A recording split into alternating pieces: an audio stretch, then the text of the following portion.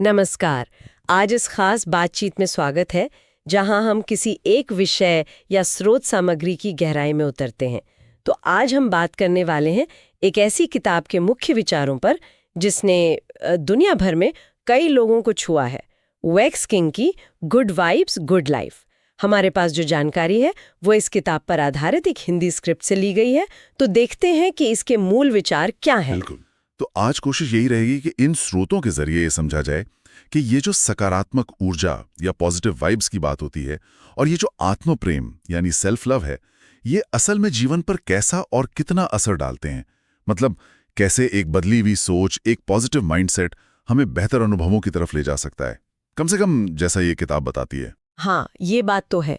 जीवन में खुशी और सुकून कौन नहीं चाहता, सभी ढूंढते हैं। लेकिन होता क्या है कि कई बार हम नेगेटिव सोच, तनाव या बस बाहरी हालात के दबाव में उलझ से जाते हैं। तो आज की ये चर्चा शायद इस पर कुछ रोशनी डाले कि अपनी अंदरूनी ऊर्जा को समझकर और शायद उसे बदलकर कैसे जीवन को थोड़ा बेहतर बनाया जा सकता है, जैसा कि इन स्रोतों में बताया गया है। तो फिर चलिए शुरू करते हैं। सबसे पहले शायद लेखक के बारे में थोड़ी बात करना सही रहेगा। वेक्स किंग की अपनी कहानी भी काफी प्रेरणा देने वाली बताई जाती है ना? सही कहा। स्रोत बताते हैं कि वेक्स किंग का सफर आसान नहीं था, बिल्कुल नहीं। वो एक बहुत ही साधारण पृष्ठभूमि से हैं। बचपन में गरीबी देखी, नस्लवाद का सामना किया और यहाँ तक कि बहुत कम उम्र में अपने पिता को भी खो दिया। काफी मुश्किलें थी। लेकिन जो खास बात है वो ये कि उन्होंने इन मुश्किलों को, इस दर्द को अपने जीवन का एक उद्देश्य बनाने की राह चुनी। ऐसा लगता है कि उनके अपने अनुभवों ने ही उन्हें उन विचारों की ओर मोड़ा जिनकी वो बात करते हैं। और उनका जो मूल संदेश है, जो निचोड़ निकल कर आता है, वो क्या है फिर? उनका सबसे बुनियादी और शायद सबसे शक्तिशाली संदेश, जैसा स्रोत बताते हैं, वो ये है, आप जो सोचते हो वैसे ही बन जाते हो। मतलब हमारी सोच में ही हमारी हकीकत को गढ़ने की ताकत है। ये बहुत बड़ा दावा है वैसे। और उनकी किताब का जो मोटो या आदर्श वाक्य है वो भी इसी से जुड़ता है। खुद का सबसे अच्छा संस्करण बने और अच्छी वाइब्स फैलाएं। Be the best version of yourself and spread good vibes.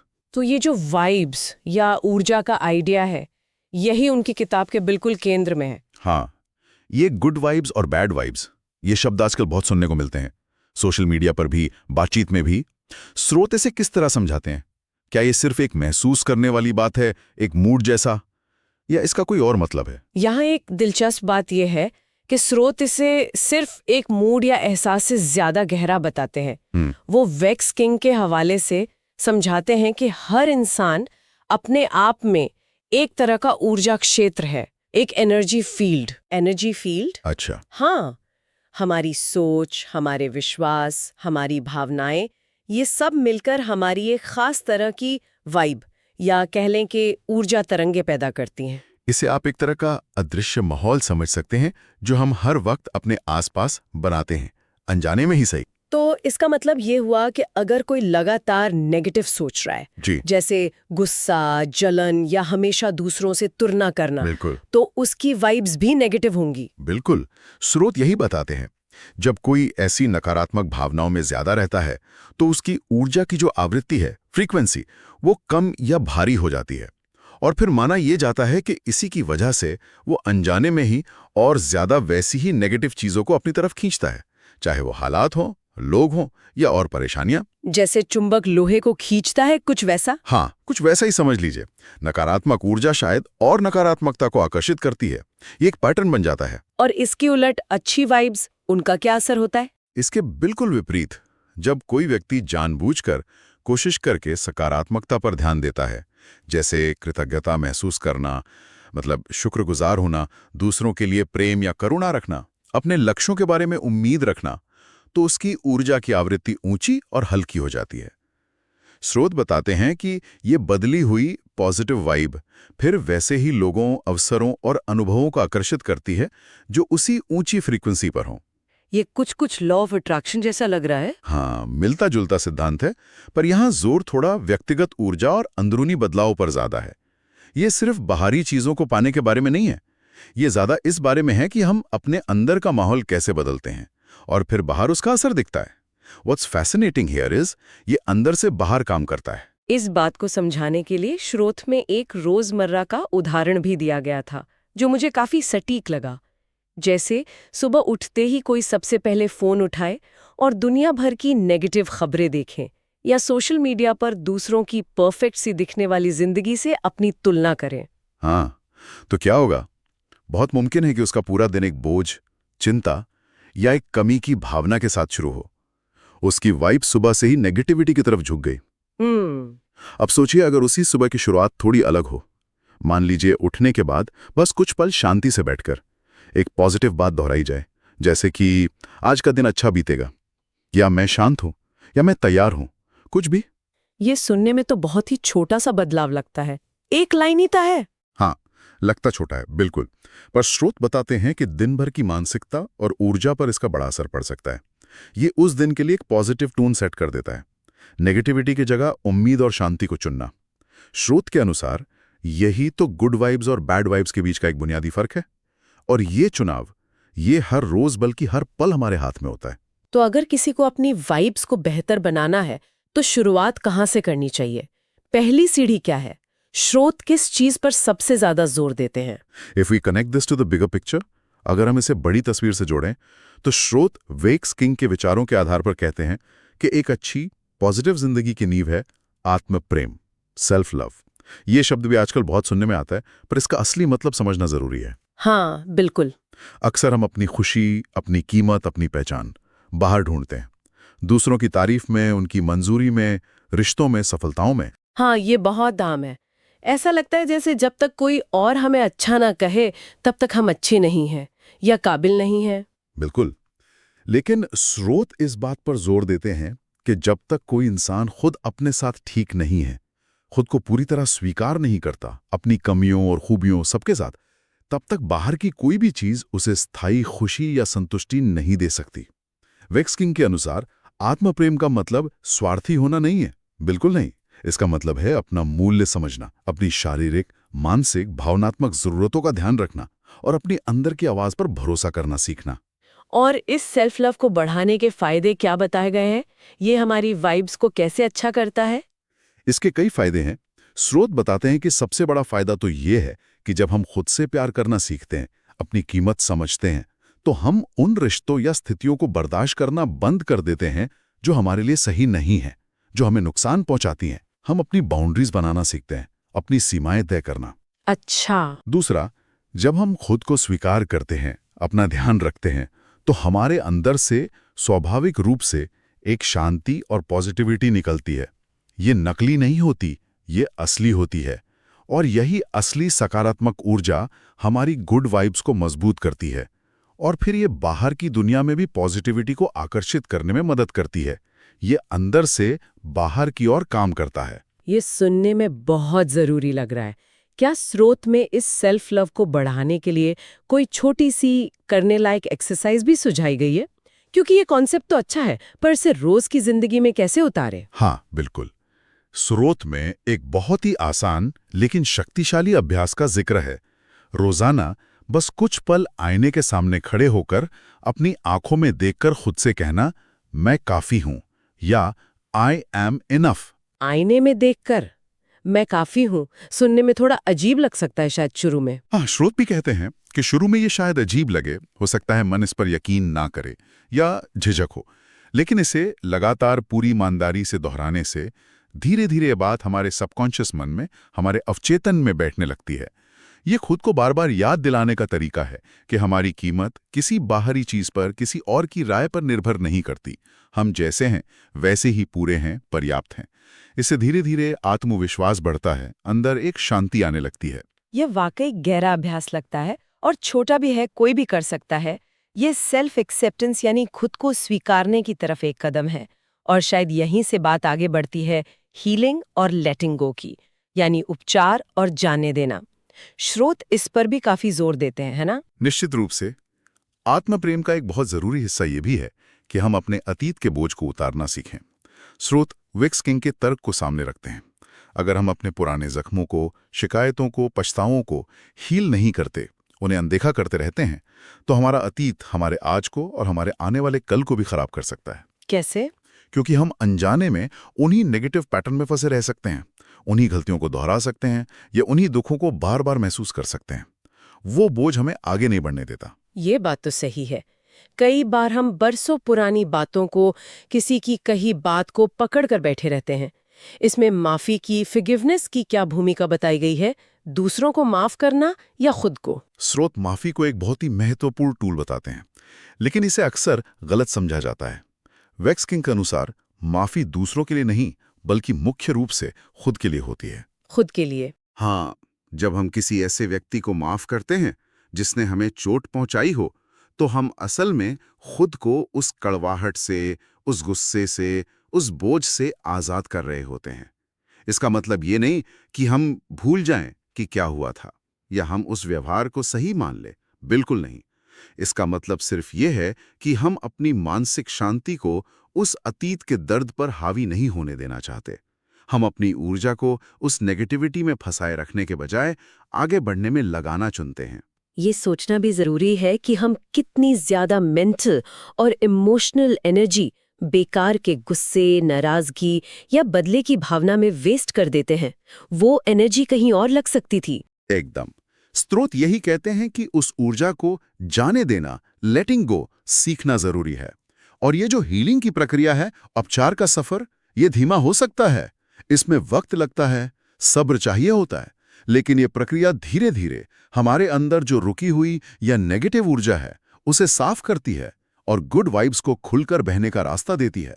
जब हम अतीत का बोझ उतार देते हैं, तभी हम आज में पूरी तरह जी पाते हैं और एक पॉजिटिव भविष्य की तरफ बढ़ सकते हैं। और फिर बात आती है पॉजिटिव माइंडसेट की, सकारात्मक मानसिकता, जो शायद इस पूरी फिलॉसफी का एक और बहुत शक्तिशाली पिलर है। Here's where it gets really interesting. यहां बात वाकई दिलचस्प हो जाती है जब स्रोत कहते हैं आपके विचार आपकी वास्तविकता बन जाते हैं। Your thoughts become your reality. इसका क्या मतलब है? क्या ये बस अच्छा सोचने से सब ठीक हो जाने वाली बात है? क्या ये इतना आसान है? नहीं, ये उससे कहीं ज्यादा गहरा है। स्रोत इसे कोई जादुई छड़ी की तरह नहीं बताते, बल्कि एक मनोवैज्ञानिक और शायद ऊर्जावान प्रक्रिया की तरह समझाते हैं।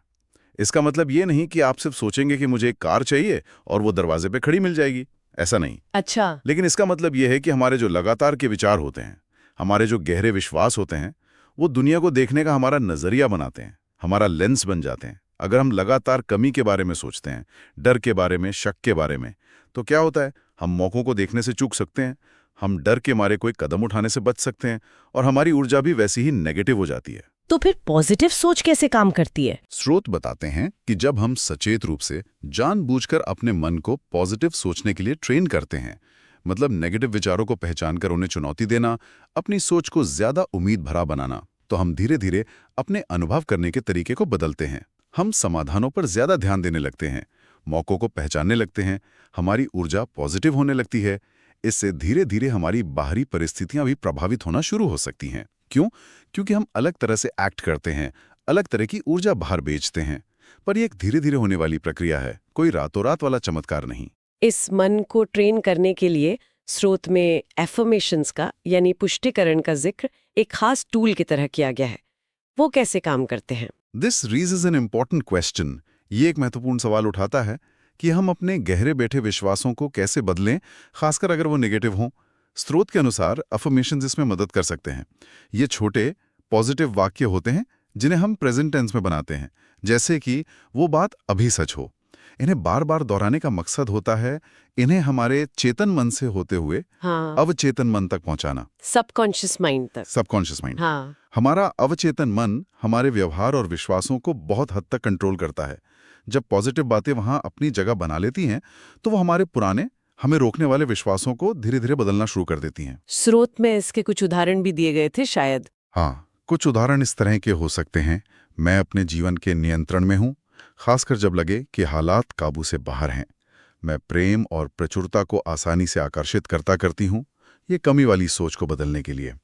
मैं हर चुनौती से सीख रही हूँ और मजबूत बन रही हूँ, मुश्किलों को देखने का नजरिया बदलने के लिए।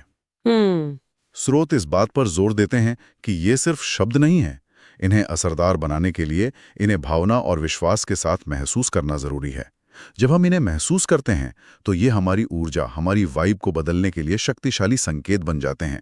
जितनी पॉजिटिव सोच और भावना हम पैदा करेंगे, उतना ही पॉजिटिव हमारा अंदरूनी और बाहरी माहौल बनने की संभावना बढ़ेगी। वाइब, सेल्फ लव, अतीत को जाने देना, पॉजिटिव सोच, एफर्मेशन सुनने में बहुत अच्छी लगती हैं, प्रेरणादायक भी। लेकिन असली चुनौती तो इन्हें रोजमर्रा की जिंदगी में उतारने की है। सिर्फ जान लेना या मान लेना काफी नहीं है ना? स्रोत इसे लागू करने के बारे में, अमल में लाने के बारे में क्या कहते हैं? हाँ, बिल्कुल सही कह रही हैं। ज्ञान को एक्शन में बदलना ही असली काम है। The rubber meets the road जिसे कहते हैं। स्रोत इस बात पर बहुत जोर देते हैं कि गुड वाइब्स, गुड लाइफ सिर्फ पढ़ने या सुनने की चीज नहीं है। ये जीने का एक तरीका है, एक प्रैक्टिस है। बदलाव तभी आएगा जब इन सिद्धांतों को रोजमर्रा की जिंदगी में अपनाया जाएगा। और इसे करने के लिए कुछ ठोस प्रैक्टिकल कदम भी सुझाए गए हैं, जिन्हें कोई भी अपनी जिंदगी में शामिल करने की कोशिश कर सकता है। हाँ, बिल्कुल। स्रोत कुछ बहुत ही व्यवहारिक कदम बताते हैं जिन्हें धीरे धीरे अपनी दिनचर्या का हिस्सा बनाया जा सकता है। कोई बहुत मुश्किल चीजें नहीं है। जैसे कृतज्ञता का अभ्यास। रोज सुबह या रात को सोने से पहले बस 3-5 ऐसी चीजें लिखना या सोचना जिनके लिए शुक्रगुजार महसूस होता है। छोटी सी छोटी चीज भी चलेगी। ये छोटी सी चीज भी आपका फोकस कमी से हटाकर उन चीजों पे लाती है जो आपके पास हैं। इससे वाइब्स तुरंत बेहतर होती हैं। अच्छा, और ऊर्जा की सुरक्षा। ऐसे लोगों या माहौल से सचेत रूप से थोड़ी दूरी बनाना जो लगातार नेगेटिविटी फैलाते हैं या आपकी एनर्जी को ड्रेन करते हैं। स्रोत इसे स्वार्थ नहीं मानते, बल्कि अपनी मेंटल और इमोशनल हेल्थ का ध्यान रखना मानते हैं। अपनी ऊर्जा बचाना। ये जरूरी है। लक्ष्यों की कल्पना, विजुअलाइजेशन। अपने लक्ष्यों को सिर्फ सोचना नहीं, बल्कि उन्हें मन में ऐसे देखना जैसे वो सच हो चुके हैं। उस फीलिंग को महसूस करना।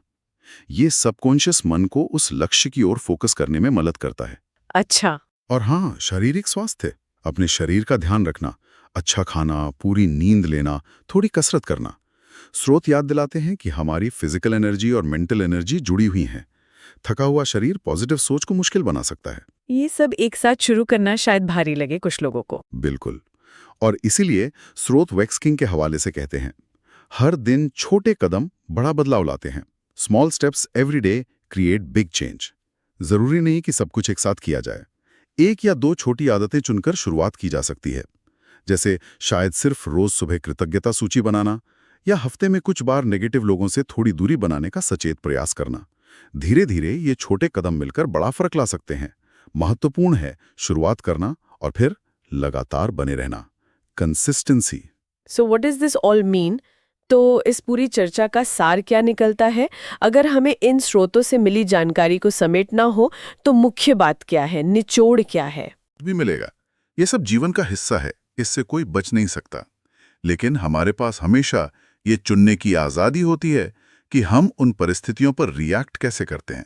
हम बाहरी हालात को शायद हमेशा कंट्रोल ना कर सकें, लेकिन अपनी सोच, अपनी भावनाओं और अपनी ऊर्जा को उसे कंट्रोल करना सीख सकते हैं। सही कहा। हम या तो विक्टिम महसूस करते हुए शिकायत करने का रास्ता चुन सकते हैं, या फिर हर अनुभव से सीखने, कृतज्ञता ढूंढने और आगे बढ़ने का रास्ता चुन सकते हैं। स्रोत एक बहुत ही शक्तिशाली बात याद दिलाते हैं।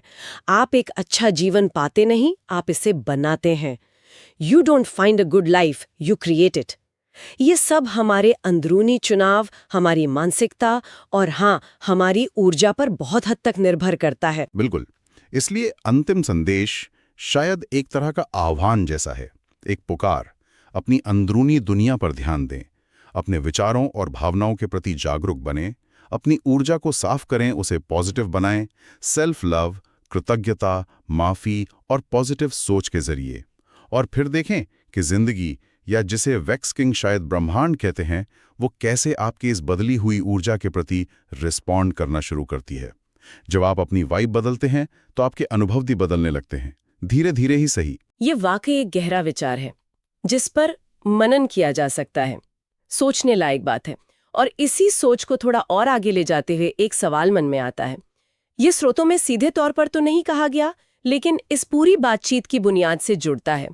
अगर ये सच है कि हमारी वाइब या हमारी अंदरूनी ऊर्जा ही हमारी बाहरी हकीकत को आकर्षित करने में भूमिका निभाती है, तो ऐसा कौन सा अनजाना, गहरा बैठा हुआ विश्वास या डर हो सकता है जिसे कोई व्यक्ति अनजाने में पकड़े हुए हैं और जो उनकी जानकारी के बिना ही चुपचाप उनके रोजमर्रा के अनुभवों को, उनके रिश्तों को, उनके सामने आने वाले अवसरों को आकार दे रहा हो? इस पर सोचना शायद खुद को और बेहतर समझने की दिशा में एक अगला कदम हो सकता है।